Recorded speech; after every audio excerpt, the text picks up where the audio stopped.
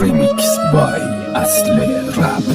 من که داشتم همه چی رو درست میکردم، بگو چرا منو کردی تو قدوم چقدرم. شاید هم میخواستی منو جا باز کنم، من که کنار تو خوابیدم و بودو شدم. شب این همه روز بهت رسیدم، فکر میکردم از آسمون اومده فرشته پیشم.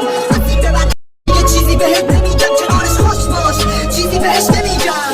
من جهنمیم و بهش نمیرم، خاطراتمون تو تنهایی نوشته میشم. فقط امان و امان اصلا نوشته میرم که به خاطر شکسته و گرفته میشم. از این به بعد تصورت کنم یه جا دیگه، این دل لعنتی فقط میرسه را شیشه. امسال میره میاد که سال دیگه، به بهارش برم و خوش کنم یا پاییزش. لعنت پاییز که منو عاشقم کرد، خیلی بی سر و صدا و ساکتم رفت، ساکشم رفت.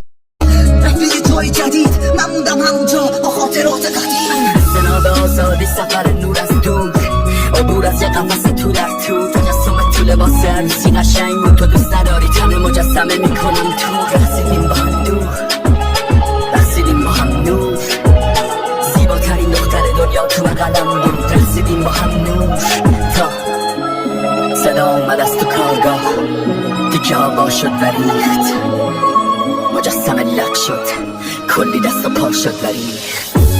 و به جز مرگ که بی سایه است، این جهان نمادین انعکاس سرمایه است. چی می شد انتهای حرفا؟